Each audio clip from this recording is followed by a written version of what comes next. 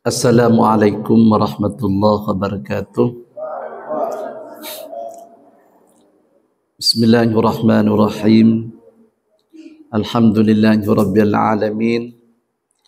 Wassalatu wassalamu ala asyrafil anbiya wal mursalin Sayyidina Muhammadin wa ala alihi wa sahbihi ajma'in. Rabbi zidni ilma warzuqni fahma. Rabbi israh li sadri wa yassir li amri wahlul 'uqdatam min lisani yafqahu qawli. Amma ba'du, yang kami hormati Ketua Umum KSII, yang kami hormati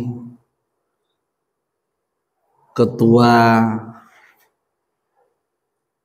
Forum KSII se-Besuki Raya, dan juga yang kami hormati mantan Ketua Umum KSII serta para senior KSII Universitas Islam Negeri Kiai Haji Ahmad Siddiq, dan para peserta pelatihan SET ya, Sharia Economics Training. Alhamdulillah, pada malam ini kami diamanati untuk mengisi materi tentang membangun tim yang efektif menuju lembaga yang unggul. Mari supaya sehat dan tidak ngantuk. Tadi ada salam, apa kabar? Nanti dijawab ya. Mari, apa kabar? Alhamdulillah, luar biasa. Amin. Mudah-mudahan sehat semua dan ilmu yang diperoleh dalam pelatihan malam ini menjadi ilmu yang manfaat dan barakah. Baik, akan kami jelaskan tentang materi yang akan kami sampaikan pada malam ini. Next, terus. Esensi sebuah tim yang efektif dan super tim. Sebuah tim adalah sekumpulan anggota organisasi yang saling berkomunikasi, memiliki keterhubungan satu dengan lainnya, koordinasi, dan memiliki keterikatan. Itu makna dari sebuah tim. Misalnya kalian saat ini sudah resmi menjadi pengurus dan anggota kelompok studi ekonomi Islam. Maka kalian ini harus saling berkomunikasi, saling berhubungan, dan terus melakukan koordinasi apa yang akan dilaksanakan atau apa yang menjadi pikiran-pikiran untuk kemajuan kelompok studi ekonomi Islam.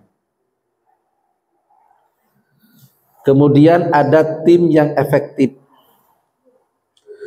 Tim yang efektif itu berarti berkinerja baik, efisien, dan hasil kerjanya optimal.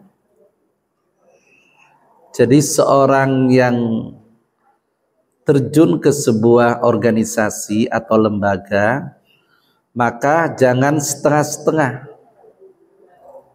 Harus betul-betul bekerja dengan baik, efisien, dan hasil kerjanya secara optimal.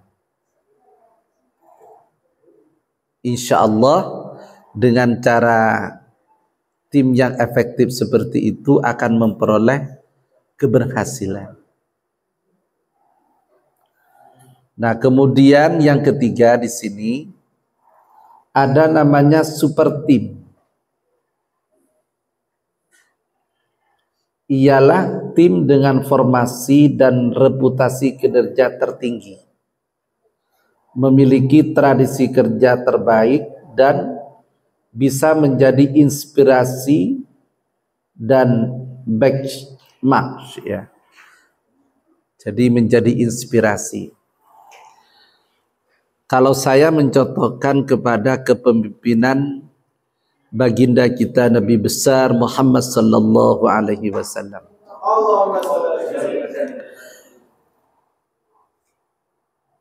Ada super tim Rasulullah.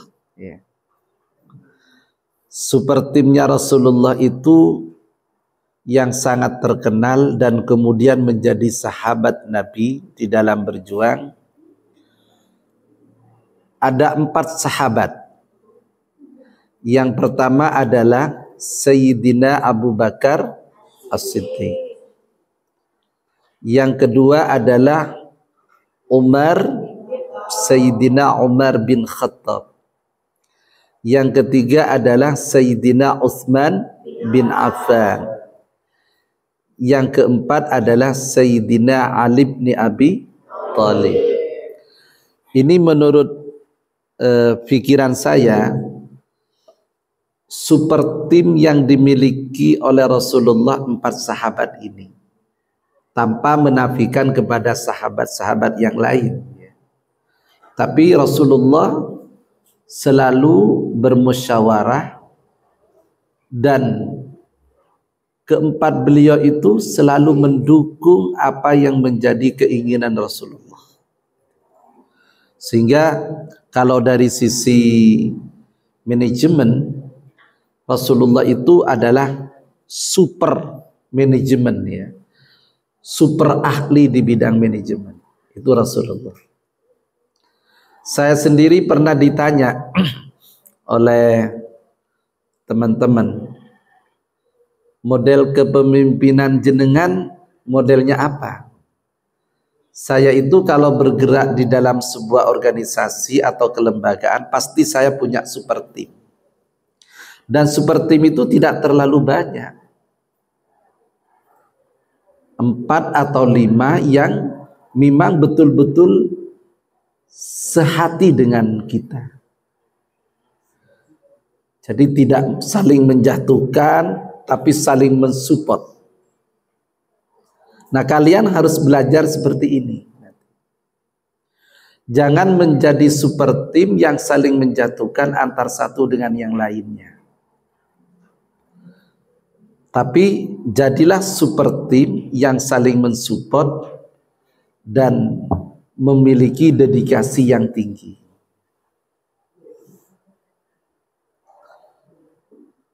Apa kabar? Alhamdulillah. Baik. Next ya, next. Nah, next terus. Nah, ini ya. Ini ciri-ciri dari tim yang efektif dan super tim. Ini harus diamalkan oleh kita.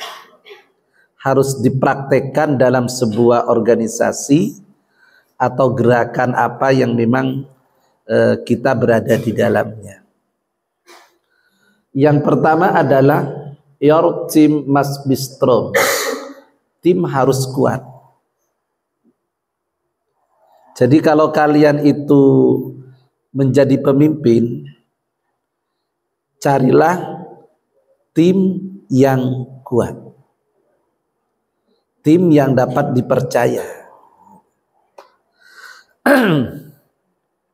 Yang kedua adalah you must have great balance. Harus memiliki keseimbangan yang baik. Nah, artinya tim itu harus balance. keseimbangan. Jadi di antara tim itu jangan terlalu kaku. Harus seimbang, seirama, seimbang antar satu dan yang lainnya. Nah, ini baru organisasi itu dikatakan organisasi yang efektif. Kalau tim atau kepengurusan itu saling menjatuhkan antar satu dengan yang lainnya, itu tidak bisa dikatakan tim yang efektif. Tim yang efektif itu tim yang saling menghargai, saling mensupport, saling mendukung antar satu dengan yang lainnya. Kemudian yang ketiga, momentum is key to performance, ya. Momentum sebuah kunci prestasi. Jadi harus pandai-pandai mencari momentum. Bagaimana contohnya? Ya, contoh momentum itu banyak yang bisa kalian lakukan. Misalnya begini, saya kasih contoh. Seperti saya ini punya gagasan dulu tentang SDGs, tentang Sustainable Development Goals. Gitu. Karena pada waktu itu saya ikut di dalam sebuah forum internasional yang diikuti oleh 80 negara.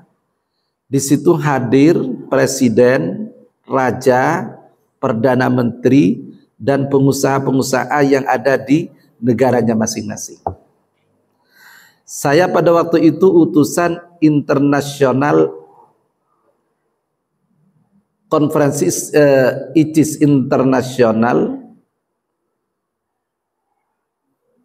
konferensi Islamic Scholar. Jadi saya diutus, ada sebuah organisasi internasional yang dipimpin oleh Kiai Haji Hashim Muzadi. Saya diminta untuk ikut di dalam forum World Islamic Economic Forum.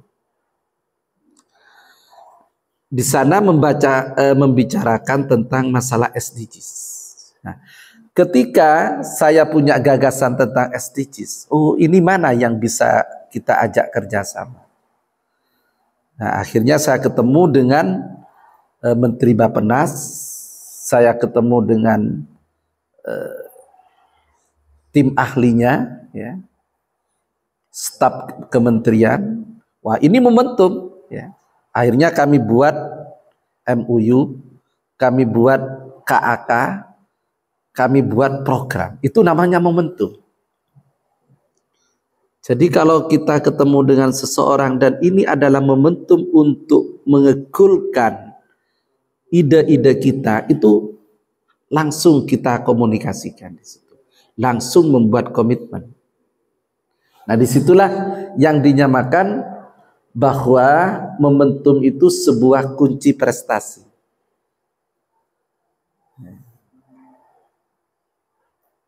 Ini penting, ini penting.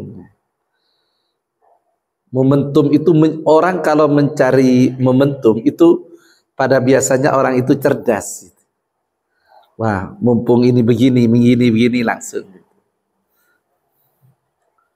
Kemudian you must be flexible atau very flexible, ya. Orang itu harus fleksibel, jangan kaku. Orang itu jangan kaku. Jangan pakai pokoknya. Jangan pakai anania. Kalau bukan saya, tidak bisa, jangan. Itu bukan tipe kepemimpinan. Seorang pemimpin yang berhasil dan efektif itu apabila dia memiliki bainats sabat wal murunah, di antara ketegasan dan kelenturan. Bukan berarti fleksibel itu tidak tegas, tapi bainats sabat wal murunah, di antara ketegasan dan kelenturan. Jangan memaksakan kehendak pribadinya ketika kehendaknya itu tidak memberikan kemaslahatan kepada organisasi. tapi harus mendengar aspirasi dari pengurus-pengurus organisasi yang lain atau anggotanya. Kalau toh itu memang memberikan kemaslahatan, maka seorang pemimpin harus mengambil ide-ide, walaupun ide itu dari bawahan maupun dari anggota. Jadi harus fleksibel seorang pemimpin itu. Bukan berarti tidak tegas, ya harus tegas. Ketika sudah diputuskan A, maka A. Nah, Rasulullah sendiri kan kadang-kadang mengambil keputusan, satu dari Rasulullah, yang kedua dari suara mayoritas sahabatnya, yang ketiga memang sudah dari wahyu Allah. Jadi begitulah, artinya Rasulullah walaupun seorang nabi dan rasul, beliau masih minta pendapat kepada sahabat-sahabatnya. Coba contoh, ketika perang Uhud, itu sebenarnya Rasulullah melarang kepada tentara Islam untuk turun mengambil harta fek ke bawah. Dilarang itu oleh Rasulullah. Jangan. Tapi para sahabat itu langsung usul kepada Rasulullah, kita aman ya Rasul, kita turun saja dari gunung Uhud ini, kita ambil harta-harta rampasan itu, kan begitu. Jadi Rasulullah, ya sudah, monggo. Ya akhirnya turun, dan Rasulullah saat itu juga kena sabetan pedang kan. Di situ. Artinya pemimpin itu bukan pemimpin otoriter. Jangan otoriter, itu bahaya. Pemimpin-pemimpin otoriter itu dicatat di dalam sejarah menjadi pemimpin yang ya akhirnya dicatat dengan catatan tinta hitam. Misalnya Hitler, dia kan dengan kehebatan dirinya, pokoknya orang Yahudi harus dibantai, dibunuh kan gitu. Fir'aun, Namrud dan lain sebagainya. Sejarah akan mencatat sesuatu yang kelam. Sejarah akan mencatat dengan tinta hitam. Kalau kita menjadi pemimpin yang otoriter. Kemudian support from each other is key. Saling dukung adalah sebuah kunci, ya. Atau you must practice, kamu harus mengamalkannya. Artinya kita itu harus mengamalkan apa yang memang tadi kami jelaskan. Kemudian everyone must play the role. Setiap orang harus memainkan perannya. Jadi kalian ini nanti diberi peran apa?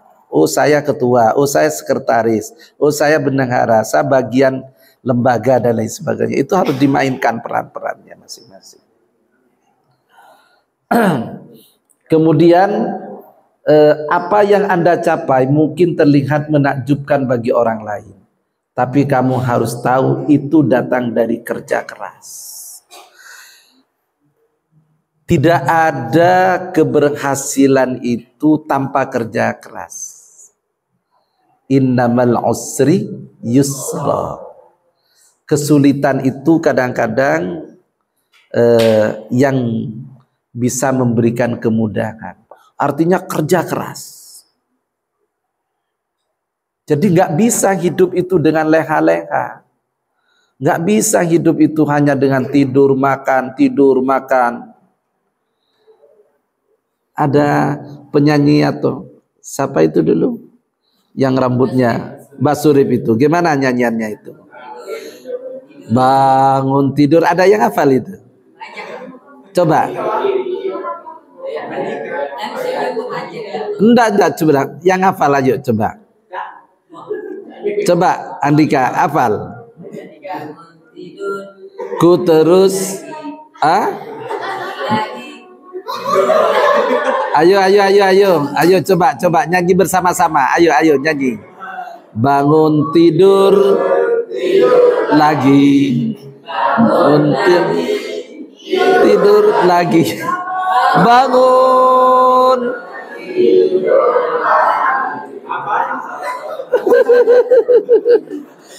Gimana mau jadi orang berprestasi? Bangun tidur, tidur lagi, atau bangun tidur, makan lagi, makan lagi, tidur lagi, bangun, makan lagi. Di mana itu? Gak bisa. Gak bisa kita itu akan menjadi orang yang berprestasi ketika kita hidup itu leha-leha. Seorang aktivis, makanya di sebuah organisasi itu didoktrin menjadi orang aktivis.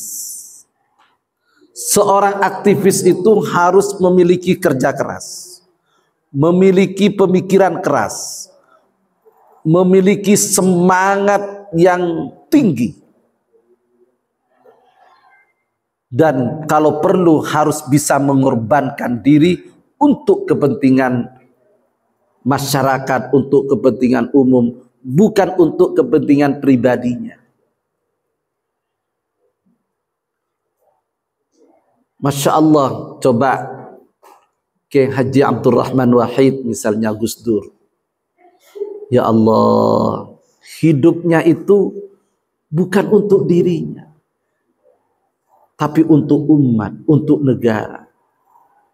Kiai As'ad Syamsul Arifin, saya tahu rumahnya dulu itu Masya Allah, bangunan pondoknya mega bagus, tapi rumahnya sendiri pakai kayu, sangat sederhana. Artinya tidak memikirkan kepentingan pribadi beliau, tapi yang diutamakan adalah kepentingan umat, umatnya Rasulullah, kepentingan negara, kepentingan agama. Itulah tipe seorang pemimpin yang bisa memberikan manfaat kepada umat. Mudah-mudahan kita seperti itu. Kemudian setiap orang butuh sinkronisasi atau kesepahaman. Jadi kalau ada informasi antar teman itu harus ada tabayun. Jangan terlalu menerima informasi-informasi yang saling mengadu domba, yang saling memfitnah antar satu dengan yang lainnya. Lebih baik tabayun, harus ada at-tafahum, harus ada saling memahami antar satu dengan yang lain. Kemudian tim hebat memiliki cerita yang dapat dibagikan. Jadi kalau kita menjadi tim itu, cerita sesuatu harus dibagikan. Ada sharing informasi, ada sharing cerita antar satu dengan yang lainnya. Next, ya. Apa kabar?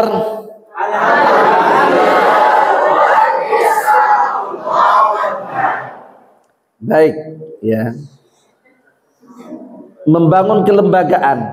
Ini membangun kelembagaan. Dalam tim yang efektif selalu tumbuh sistem kelembagaan yang kuat. Tim yang efektif selalu memiliki kejelasan tata kelembagaan. Jadi harus memiliki tata kerja yang jelas. Pembangunan sistem kerja yang jelas dan efisien dibutuhkan untuk sebuah teamwork yang padu. Aplikasi IT dalam tata kelola organisasi dan mekanisme kerja yang efektif. Ya kalau sekarang itu sudah zaman IT, makanya harus dimanfaatkan Facebook, Twitter, Instagram, YouTube-nya itu harus dimanfaatkan. Saya minta tolong ya, di subscribe YouTube saya. RDS Institute. Nanti di subscribe. Ini baru belum sampai 1 bulan sudah hampir 600 ya.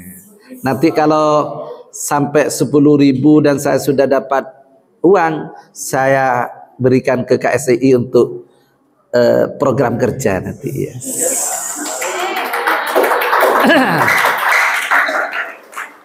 Ya tapi harus menjadi teamwork semua. Jangan saya terus yang kerja mana, sampean harus nge-share gitu lah. Subscribe. Masa kalah ke artis itu. Ada YouTuber orang mana? Orang Balung kalau ada, itu hanya kerjaannya mancing. Dia tidak sekolah, tapi karena kreatif, akhirnya subscribernya banyak dan dia sudah dapat uang banyak. Masa kalian yang berpendidikan kalah kepada orang tukang mancing? Ayo kita manfaatkan YouTube. Karena kalau tidak, YouTube dan IT itu ya semua ya akan dimanfaatkan untuk hal-hal yang negatif. Saya itu ya Allah ya namanya sudah dipanggil kiai ya dipanggil ustaz. Repot, saya punya Facebook. Setelah saya mau muter video, tahu-tahu yang muncul itu orang telanjang-telanjang. Di TikTok gitu juga. Yang muncul orang-orang telanjang, Masya Allah. Ada kiai yang baru tahu tentang itu kan, tidak kesemuanya kiai tahu tentang IT ya. Kalau kiai-kiai yang dulu, saya tunjukkan itu dulu. Loh, kok wonten gambar kados ngeten jadi. Kok ada gambar seperti ini katanya. Iya kiai. Ya apa ini? Dak dilihat barang bagus. Dilihat ini maksiat katanya. Oh, ben wis pakai kacamata ae ben gak dosa. Ya sama kiai. Jadi repot sekarang ini ya. Itu fakta ya.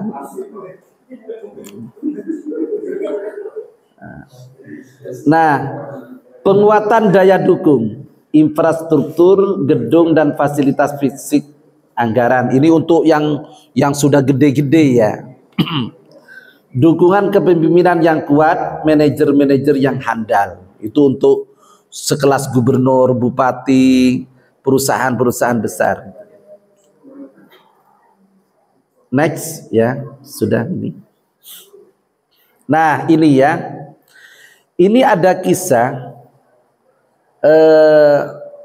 efektif tim dan super tim pasti tumbuh atas inisiatif manajer leader. Ini konon kisah perusahaan Honda, namanya itu Soichiro Honda ya. Anak SMK di Jepang, tak terlalu pinter, tidak terlalu pinter akademik, membuat kumparan, dinamo, membuat sepeda motor, akhirnya memiliki perusahaan otomotif berkelas dunia, mengubah dunia. Jadi tidak kesemuanya orang yang pandai di sekolah, di pendidikan itu sukses, nggak kesemuanya. Tapi ketika dia itu memiliki tipe kepemimpinan, memiliki manajerial yang bagus dan ulet, telaten, istiqomah, mereka bisa kaya seperti itu. Dua kisah komputer dan perusahaan Apple. Ya, Steve Jobs, bagaimana ia memulai eksperimen, bagaimana ia membuat inovasi, bagaimana inovasi itu diindustrialisasi masif bisa mengubah dunia. Ini yang besar-besar, banyak pengusaha-pengusaha sukses, orang tidak punya, anaknya orang tidak mampu, dia menjadi sukses ya karena dia memiliki tim, memiliki kepemimpinan yang luar biasa. Kalau saya bahasakan itu, kecerdasan intelektual belum tentu mengantarkan orang sukses. Jadi ada 3 kecerdasan.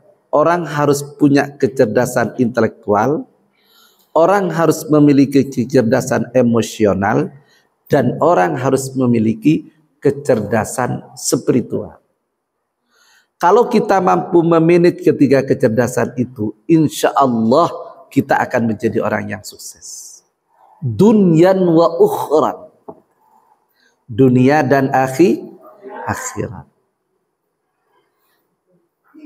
Baik, next ya. Next lagi ini. Nah. Next, terus ini yang berat-berat ini terus ya. Yang berat-berat itu. Terus next lagi. Nah, dalam tim yang efektif, zaman sekarang butuh teknologi untuk menopangnya dengan alasan. Itu teknologi informasi harus kita miliki. Mempermudah pekerjaan, memperluas jaringan akses, memperlancar alur distribusi, mengefisienkan pekerjaan dan hasil, meringankan pekerjaan dan mempercepat perolehan hasil, meningkatkan standar dan kualitas hasil kerja. Jadi teknologi informasi itu harus dikuasai. Saya dulu itu pernah diberi kuliah oleh dosen saya, menerima materi bahwa menurut Alvin Toffler, gelombang dunia itu dibagi 3. Pertama adalah agraris. Jadi kalau agraris itu gini, siapa yang ditokohkan di daerah itu, ditokohkan, misalnya kiai, misalnya tokoh adat, maka dia akan diikuti oleh orang banyak, akan menjadi pemimpin. Itu di era agraris, gelombang dunia agraris. Yang kedua, gelombang dunia industri. Kalau di dunia industri, siapa yang memiliki modal, maka dia itulah yang akan diikuti oleh orang. Jadi kalian itu kalau ingin banyak kaumnya, kalau ingin banyak pengikutnya, jadilah orang kaya. Makanya pemimpin-pemimpin daerah, fakta ini ya, laisal fulus fahuwal mamfus. Kalau tidak ada fulus, tidak akan jadi bupati, tidak akan jadi kades, tidak akan jadi gubernur, kan gitu. Ini di era industrialisasi, gelombang dunia yang kedua. Nah, yang ketiga adalah gelombang dunia information. Nah, di gelombang dunia informasi ini, siapa yang memiliki ilmu pengetahuan dan dia memiliki teknologi, maka dia ialah yang akan banyak pengikutnya. Ya coba aja sudah sampean itu. YouTuber itu kalau tidak hati-hati, saya kalau diskusi dengan teman-teman ahli sunnah wal jamaah Aswaja Center itu, ya ayolah teman-teman Aswaja Center ini harus menguasai IT. Kalau itu dikuasai oleh orang-orang di luar Aswaja, maka umat itu akan ikut mereka. Misalnya mereka memberikan fatwa anti maulid, sementara dari kita yang ahli sunnah wal jamaah tidak memberikan fatwa lewat IT, lewat teknologi informasi tentang fadilah maulid, tentang pahala maulid Nabi. Akhirnya orang akan ikut kepada orang yang anti maulid. Kalau kita tidak menguasai teknologi informasi. Sehingga teknologi informasi ini menjadi hal yang sangat penting dalam kehidupan berbangsa dan bernegara maupun beragama. Next ya. Nah, 10 faktor kejatuhan pemimpin. Ini ya. Hati-hati. Kalau kalian jadi pemimpin, satu, kesombongan, tidak mau mendengar dan tidak mau belajar. Masya Allah. Makanya orang itu man tawadha'a rafa'ahullah. Orang yang tawadhu itu akan diangkat derajatnya oleh Allah. Tapi sebaliknya, orang yang sombong itu akan dijatuhkan oleh Allah. Fantadiris sa'ah itu. Makanya sekali-kali kita itu jangan terlalu sombong. Begini ya, ini penting. Kalian, ya mudah-mudahan saya pribadi bisa mengamalkan. Ada 3 langkah yang harus kita lakukan dalam hidup ini. Pertama adalah takhalli. Takhalli itu membersihkan jiwa dari sifat-sifat tercela. Sombong, hasud, dengki, iri, zalim, dan lain sebagainya. Hilangkan dari sifat-sifat itu. Ya. Hilangkan diri kita itu dari sifat-sifat tercela itu. Kalau kita diberi kemampuan oleh Allah, sandarkan kemampuan itu bukan dari kehebatan kita. Karena ketika kita ini, misalnya kalian bisa ini, bisa itu, atau punya kemampuan, lalu ini karena kehebatan saya, ini karena kemampuan saya, dan lain sebagainya. Itu ujub. Isti'dhamun ni'mati warrukunu ilaiha ma'anisyani idhafati ilal mun'im.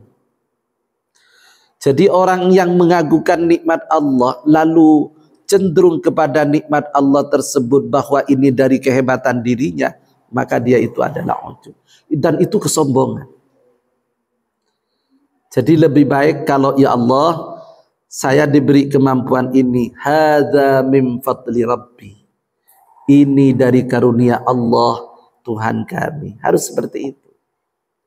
Oh, ini karena barokah guru saya. Ini karena barokah dari orang tua saya. Harus begitu. Itu tawadhu namanya. Yang kedua adalah tahalli. Tahalli itu menghiasi diri dengan sifat-sifat yang mulia, dengan sifat-sifat yang baik. Orang itu harus sabar. Orang itu harus qanaah, orang itu harus mudah senyum. Ya, tahalli, dihiasi diri kita itu dengan nilai-nilai akhlak yang baik. Itu pemimpin. Jangan mudah marah gitu ya. Karena bahaya. Anak-anak muda sekarang ini Masya Allah kok mudah marah ya.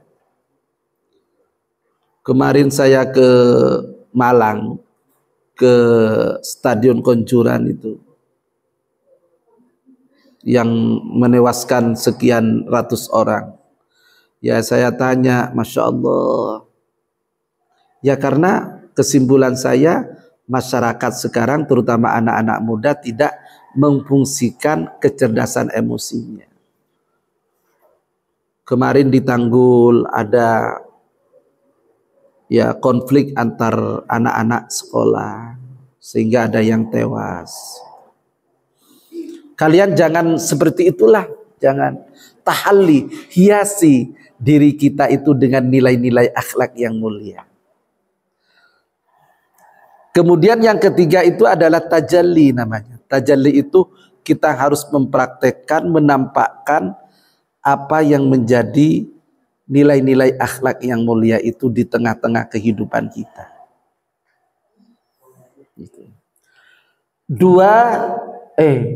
Dosa sek ini jatuh ya. Pemimpin itu hati-hati ya. Ayo. Hati-hati Novan. Ini hati-hati ya, hati-hati. Kalau kalian jadi banyak pemimpin itu karena perempuan jatuh. Ya. Sebaliknya juga banyak perempuan jatuh karena laki-laki. Dosa seks itu bahaya itu. Nah, kalau memang kebelet nikah aja. Enak nikah itu gitu loh. Bebas sudah. Kalau tidak nikah, masya Allah, ini jatuh. Ya, jatuh. Iya. Yang ketiga sinisme, jangan sinis orang itu. Yang keempat keserakahan, jatuh pemimpin kalau ini. Yang kelima kemalasan mental. Yang keenam oversensitivitas. Yang ketujuh kegersangan spiritualitas. Yang kedelapan mengabaikan keluarga. Yang kesembilan kecerobohan administratif. Yang kesepuluh kelamaan dalam jabatan atau posisi. Itu kalau kita terlalu lama menempati sebuah jabatan, fantadri sa'ah, sewaktu-waktu dia akan jatuh. Next, terakhir sudah. Nah,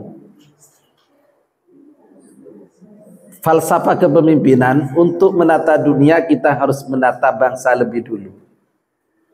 Untuk menata bangsa kita harus menata keluarga lebih dulu. Untuk menata keluarga pertama-tama kita harus menata diri pribadi lebih dulu. Kita harus meluruskan hati kita sebelum yang lain. Ini falsafahnya Konghucu ya.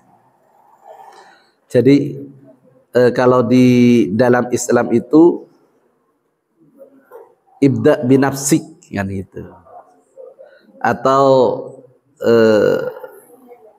ku anfusakum wa ahlikum kan itu.